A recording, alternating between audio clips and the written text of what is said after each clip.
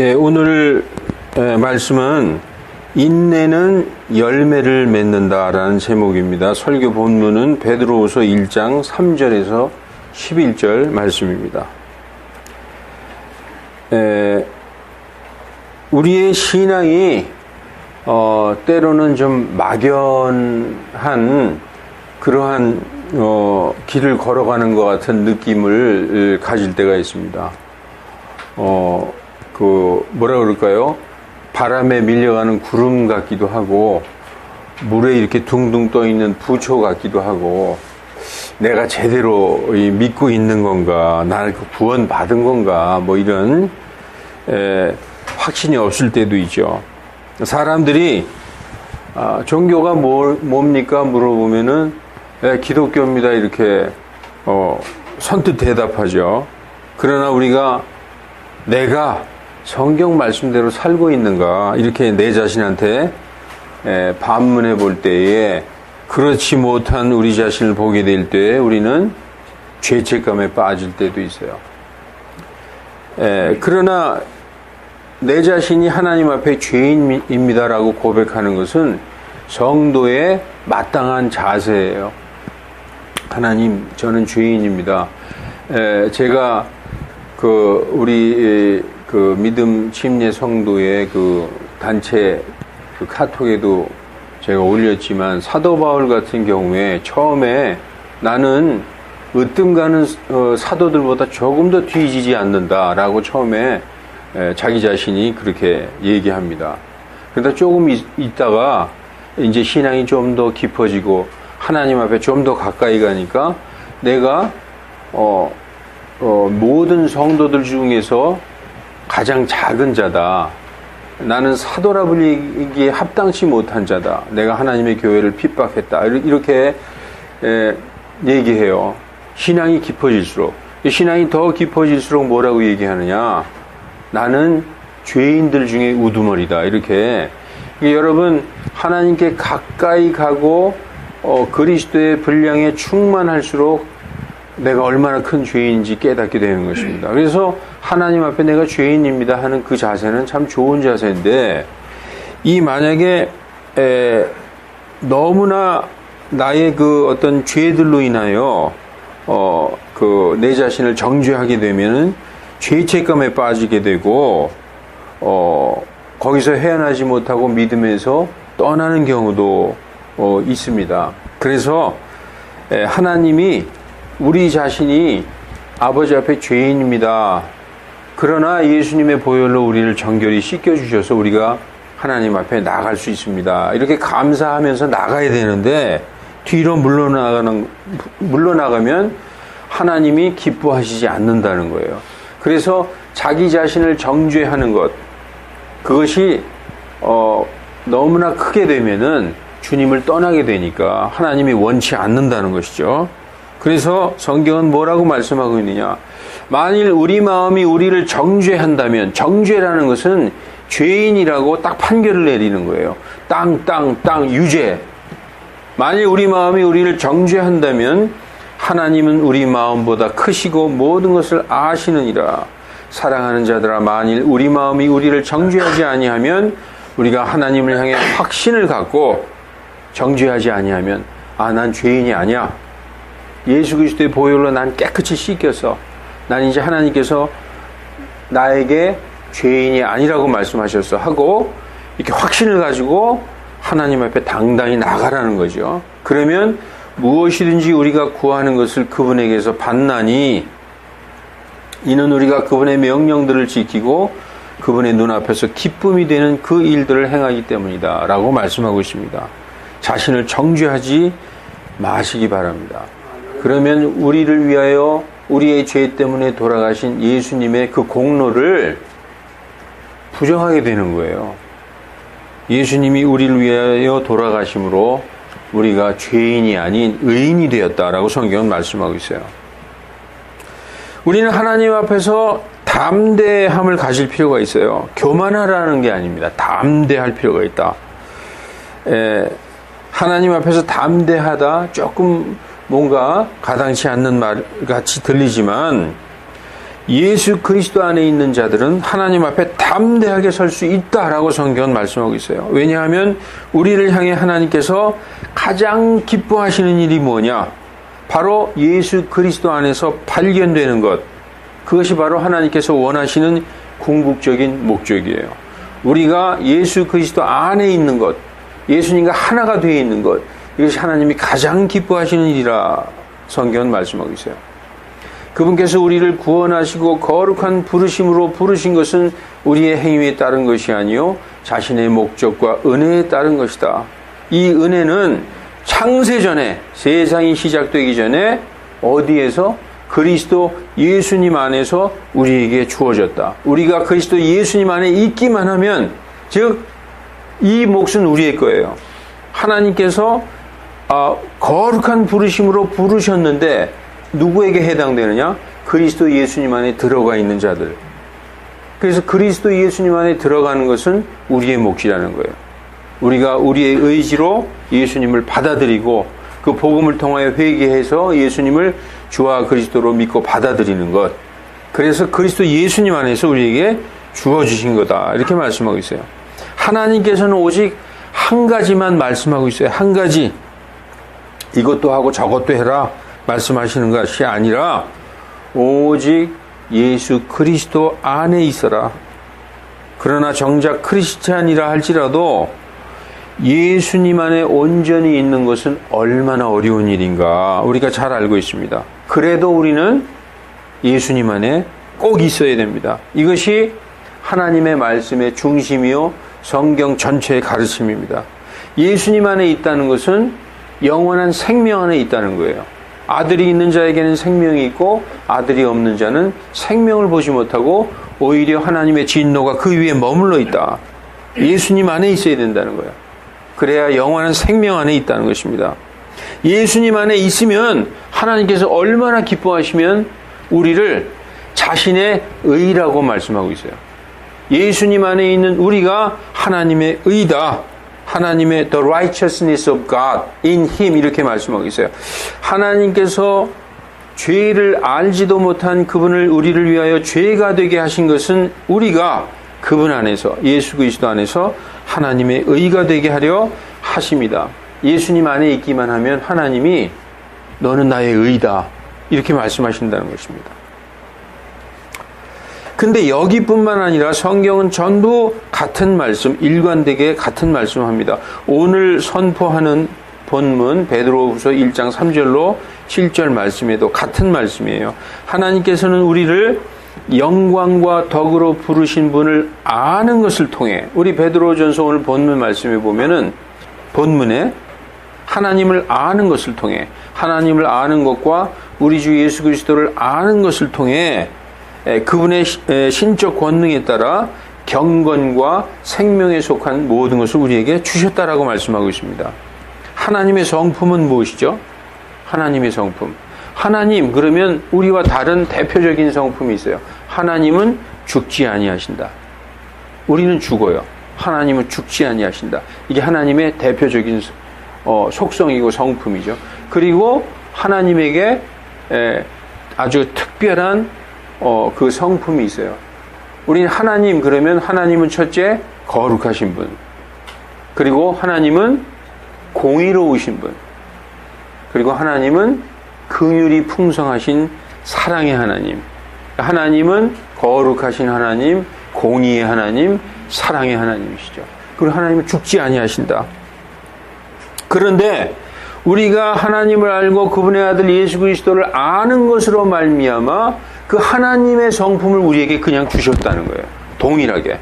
그러니까 하나님을 믿고 구원받고 예수님과 하나가 된 자들은 영원히 죽지 않는 자들이 되고 거룩한 자들이 되고 공의로운 자 그리고 사랑이 넘치는 자. 그래서 우리에게 그러죠. 서로 사랑하라. 예. 그래서 하나님의 성품에 참여하는 자가 됐다. 이라고 말씀하고 있어요. 오늘 본문 3절에 영광과 덕에 이르게 하신 분을 아는 것을 통해 아는 것. 여러분 성경에서 아는 것이 뭘까요? 제가 여러 번 말씀했는데 성경에서 아는 것은 한 몸이 되는 거예요. 한 몸. 남편과 아내가 한 몸이 되듯이 하나가 되는 것을 성경에서 안다라고 얘기하고 있어요. 그래서 내가 하나님을 안다 그러면 하나님과 내가 한 몸, 하나가 되어 있다. 내가 예수 그리스도를 안다 그러면 예수 그리스도와 내가 하나가 되어 있다. 내가 그리스도 예수님 안에 들어가 있다. 그 말씀이죠. 우리가 창세기 4장 1절에 보면은 이런 말씀이 있어요. 우리가 킹제임 성경과 개역 성경을 한번 비교해서 볼게요. 창세기 4장 1절에 킹제임 성경에 아담이 자기 안에 이브를 알매 이렇게 돼 있어요. 그녀가 수태하여 가인을 낳고 이렇게 돼 있죠. 개역 성경에는 아담이 그 아내 하와와 동침하매 하와가 잉태하여 가인을 낳았고 이렇게 돼 있어요. 근데 여기서 성경의 이 언어를 한번 보세요. 물론 우리는 동침하는 것이 너무나 쉽죠. 부부가 동침해서 아이를 낳는 거. 근데 킹제임 성경에 뭐라고 써 있어요? 아담이 자기 안에 이브를 알매. 이것이 아담과 이브가 한 몸이 되었다는 거예요. 성경에서 우리가 하나님을 안다는 것은 하나님과 우리가 하나가 되었다. 한 몸이 되었다. 그리스도께서 내 안에, 내가 그리스도 안에. 완전한 하나. 이 하나님이 원하시는 것은 하나가 되어 있어야 된다는 거예요. 자기의 아들 그리스도 예수, 우리와 하나가 되어, 그게 가장 기뻐하시는 것입니다. 일반적으로 성경에서 안다와 일반적으로 이 세상에서 안다, 이건 다른 거죠. 성경에서 안다는 예수님이 하나님의 아들이시며 나의 구원자이심을 내 영과 혼과 육이 전 인격적으로 완전히 받아들이고 알고 믿는다는 그런 믿음을 의미하는 것이고, 세상에서 안다는 것은 들어서 안다는 뜻이에요. 나 그거 들어서 알고 있다. 상식으로 알고 있다. 지식으로 알고 있다. 무당도 예수님의 이름을 알고 있어요. 심심 산골의 스님들도 예수님이 하나님의 아들이라는 거 알고 있어요. 그러나 그들이 아는 것은 우리가 아는 것과는 다르기 때문에 그들은 회개하여 하나님 앞으로 나오지 않는 거예요. 상식으로 지식으로 알면 주님 앞에 나올 수가 없는 거죠. 근데 우리가 아는 것은 하나가 되어 있는 것입니다. 사랑하는 성도 여러분, 우리는 이제 한 가지 질문에 대답할 때가 되었습니다. 우리가 정말 예수 그리스도 안에 있습니까? 정말 내가 예수 그리스도 안에 있나? 저와 여러분이 아멘이라고 대답할 것입니다. 그러나 우리의 삶, 우리의 생활은 그분을 알고 있는 것을 증명하고 있습니까? 성경은 계속 증명하라, 입증하라, 열매를 보여라, 계속 그렇게 말씀하고 있어요. 열매가 있습니까, 여러분? 성경은 계속 우리에게 증명하라 이렇게 말씀하고 있어요. 심지어 열매가 없으면 포도나무이신 예수님께 붙어 있다 할지라도, 포도나무인 그 예수님께 이렇게 가지가 붙어 있어요. 붙어 있는 가지라도 열매를 맺지 못하면 농부이신 아버지께서 그 가지를 잘라서 불에 던져버리신다고 말씀하고 있어요. 나는 예수님께 붙어 있는 것 같은데요. 여러분, 이 줄기에 붙어서 가지가 있잖아요. 그러면 이 줄기의 생명이 가지까지 끝에까지 흐르죠. 그러면 이 가지 끝에 열매를 맺게 돼 있어요. 그런데 붙어 있어도 그 가지가 죽어 있으면 열매를 맺을 수가 없는 것입니다. 여러분, 성도로서 이 세상에서 살아간다는 것은 우리의 삶에서 열매를 맺어야 되는 것인데, 그 열매가 두 종류가 있어요. 갈라디아서 6장 8절을 보면은 자기 육신에 심는 자는 육신으로부터 썩은 것을 거두고 성령께 심는 자는 성령으로부터 영원한 생명을 거두리라, 이렇게 말씀하고 있어요. 여러분, 우리가 어디에 심어야 되겠어요? 육신에게 심어야 되겠습니까? 성령에게 심어야 되겠습니까? 물어볼 필요도 없이 우리는 성령에게 심어야 되는 것입니다. 그러나 이것을 우리 몸으로 생활 속에서 실천하려면 십자가에서 달려 죽는 죽음이 없이는 불가능하다는 거예요. 여러분, 우리 잘 알아요. 그렇지. 성령께 심어야지. 예수님과 하나가 되어야지. 그렇게 되려면 어떻게 되느냐? 우리가 예수님과 함께 십자가에 달려 죽지 않으면 할 수가 없다는 거죠. 예수님의 그 찢긴 몸을 통과하지 않고는 예수님의 찢긴 몸을 우리가 통과해야 옛사람이 새 사람으로 바뀌어서 가능하다는 것이죠. 그렇지 않고는 불가능하다고 성경은 말씀하고 있습니다. 히브리서 10장 19절 20절에 그러므로 형제들아 우리가 예수님의 피를 힘입어 새롭고 살아있는 길로 지성소에 들어갈 담대함을 얻었는데, 성전에는 성소가 있고 휘장이 있어요. 그리고 지성소가 있어요. 성소와 지성소. 지성소는 지극히 거룩한 곳이라서 1년에 한 번 대제사장만 들어갈 수 있는, 그것을 휘장으로 이렇게 갈라져 있는데 예수님이 돌아가시면서 이 휘장이 쫙 찢어졌어요. 그러니까 대제사장만 들어가는 것이 아니라 모든 성도들이 하나님 앞으로 지성소로 들어갈 수 있게 되었다. 그런데 그 휘장이 바로 예수 그리스도의 찢긴 몸이라고 성경은 말씀하고 있습니다. 그 예수님의 찢긴 몸을 통과하지 않고는 하나님께 가는 것이 불가능하다라고 성경은 말씀하고 있어요. 따라서 누구든지 자기 십자가를 지지 않고 나를 따라오는 자는 능히 내 제자가 되지 못하리라. 예수님이 이렇게 말씀하신 것은 뭐냐? 예수님과 함께 십자가에 달려 이 세상에 대해서 죽어야만 하나님께 나아갈 수 있다는 것입니다. 그러니까 기독교는 다르죠. 예수님 믿고 착하게 살자. 그러다 보면 이 땅에서 복받고 잘 산다. 이게 세상에서 가르치는 복음인데 성경은 그게 아니에요. 예수 그리스도의 십자가에서 너희가 그분과 함께 죽어야 산다는 것입니다. 예. 그래서 여러분, 우리는 어렸을 때부터 머리가 되고 꼬리가 되지 말아라. 닭의 머리가 될지언정 용의 꼬리가 되지 마라. 세상에 나가서 승리하고 훌륭하고 성공해라. 이렇게 어렸을 때부터 가르침을 받았는데 성경은 좀 반대로 말씀하고 있어요. 낮은 자, 섬기는 자가 으뜸이 된다라고 말씀하고 있습니다. 자, 오늘 본문 말씀에 하나님을 아는 것과 예수 그리스도를 아는 것을 통해 우리를 영광과 덕으로 부르셨다. 그래서 우리를 신적 본성에 참여하는 자가 되게 하셨다. 이렇게 말씀하고 있는데 이 베드로 후서 1장 5절부터는 이것과 더불어 이렇게 나오죠. 우리를 영광과 덕에 이르게 하셨어요. 무엇을 통해서? 하나님을 알고 예수님을 아는 것을 통해서 영광과 덕에 이르게 하신 분께서 우리에게 생명과 하나님의 성품에 속한 모든 것을 주셨다. 그래서 우리가 이 세상에 있게 된 죽음을 피해서 하나님의 본성인 영원한 생명에 참여하는 자가 되게 했다.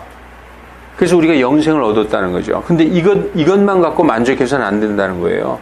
이것과 더불어 하나님의 성품에 참여하는 것 더불어 열심을 다해서 너희 믿음의 덕의 지식을, 지식의 절제를, 절제의 인내를, 인내의 경건을, 경건의 형제 우애를, 형제 우애의 친절에 사랑을 더하라. 이렇게 말씀하고 있어요. 우리에게 하나님을 알고 예수님을 아는 것을 통해서 영원한 생명을 얻었지 않느냐. 그것뿐 아니라 거기에다가 믿음의 덕의 지식을, 지식의 절제를, 절제의 인내를, 인내의 경건을, 경건의 형제 우애를, 그리고 형제 친절을, 사랑을 덧입어라 라고 말씀하고 있어요. 여러분, 성령의 열매 9가지도 오래 참아라 라고 말씀하고 있어요. 여기 보면은 6절에 절제의 인내의 경건을 이렇게 말씀하고 있죠. 우리가 하나님의 뜻대로 예수님 안에서 살아가려면 뭐가 필요하냐면 인내가 필요합니다. 인내. 그래서 오늘 설교 말씀의 제목은 인내는 열매를 맺는 것입니다. 우리가 성도로서 인내를 가지고 꾸준히 주님을 따라갈 때에 나의 십자가를 지고 예수님을 따라갈 때에 인내를 맺을 수 있다라고 말씀하고 있는 것입니다. 하나님께서 우리에게 인내하라고 말씀해 주셨어요. 성령의 열매도 보면 갈라디아서 5장 22절에 보면 성령의 열매 9개 여러분 아시죠? 사랑, 기쁨, 화평, 오래 참음, 인내. 예.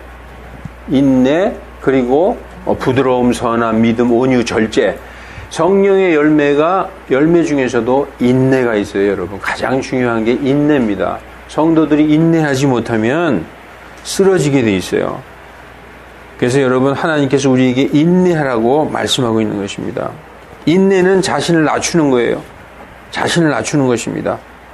마태복음 16장 24절에 아까 예수님께서 말씀하신 대로 그때 예수님께서 자기 제자들에게 이르시되 어떤 사람이 나를 따라오려거든 자기를 부인하고 자기 십자가를 지고 나를 따를지니라 이렇게 말씀하고 있는 것입니다. 또 말씀 하나를 볼게요. 로마서 누가복음 8장 15절. 그러나 좋은 땅에 있는 것은 말씀을 듣고 정직하고 선한 마음 속에 그것을 간직하여 인내로 열매를 맺는다 자들이니라. 인내로 열매 맺을 수 있는 거예요. 여러분, 예수님 믿고 구원받은 사람들에게 뭐가 필요하냐? 성도들에게 가장 필요한 게 바로 인내라는 것입니다. 그리고 8장 25절, 로마서 8장 25절에도 그러나 우리가 보지 못하는 것을 우리가 바라본다면은 인내로서 그것을 기다릴지니라 이렇게 말씀하고 있어요.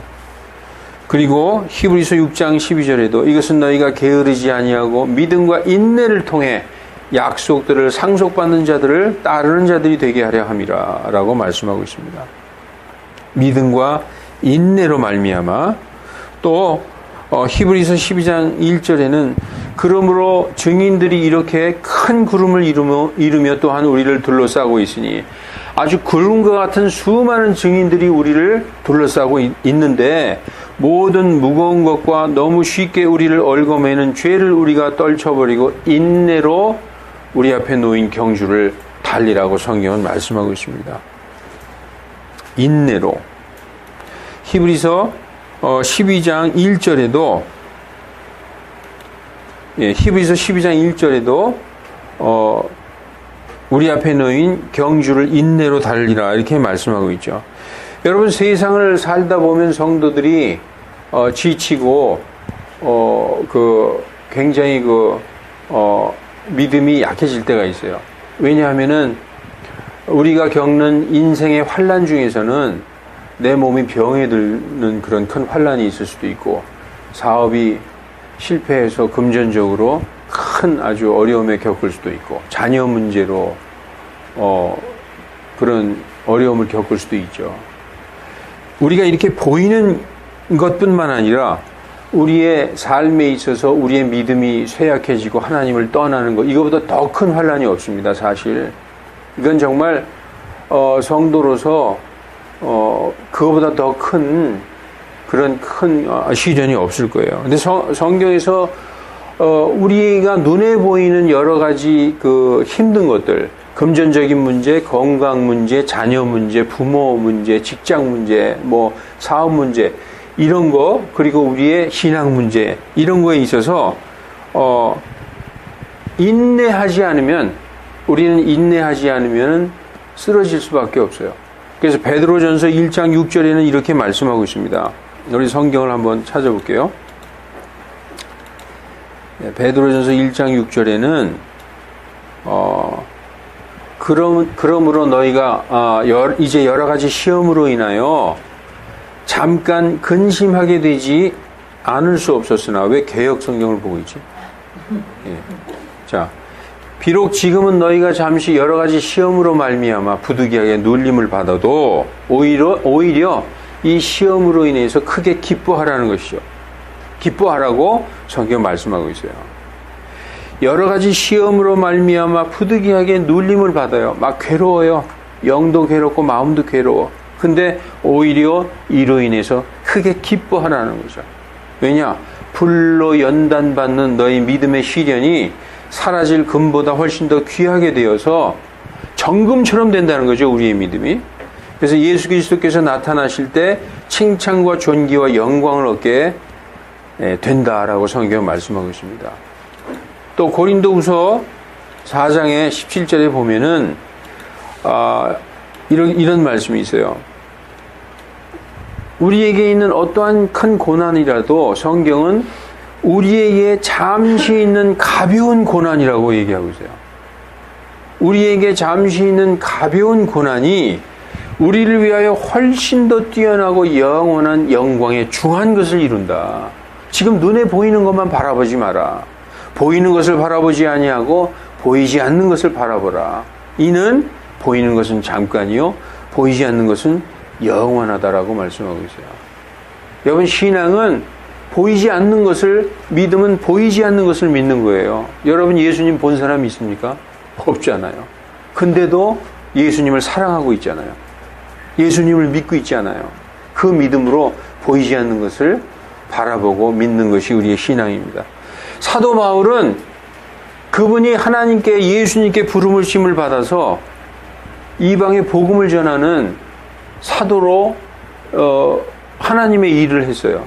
여러분, 우리가 생각할 때 하나님의 일을 하면 하나님이 다 지켜주시고 하나님이 다 아주 좋은 곳으로 높여주시고 막 그럴 것 같죠.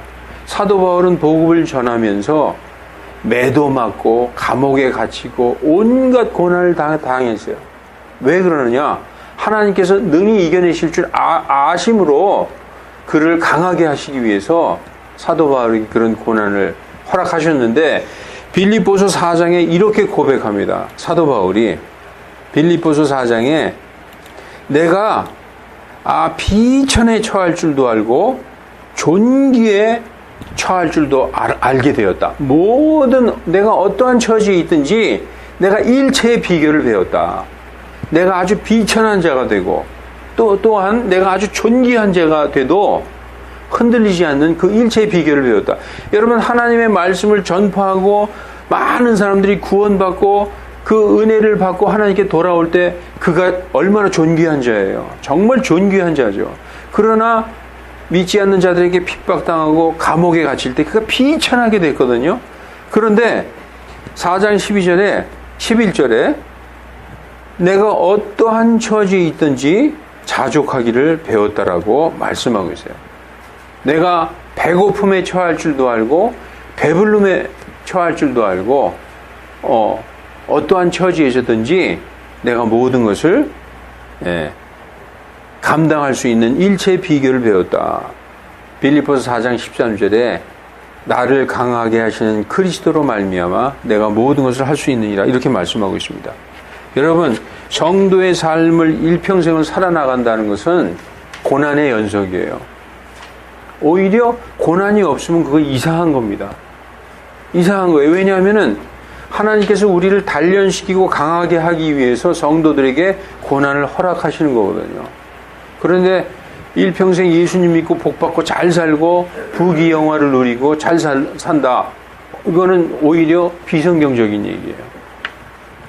그래서 여러분, 그리스도 예수님 안에 있는 자들은 무엇이든지 감당할 수 있고 무엇이든지 자족할 수 있는 일체의 비결을 배우는 것입니다.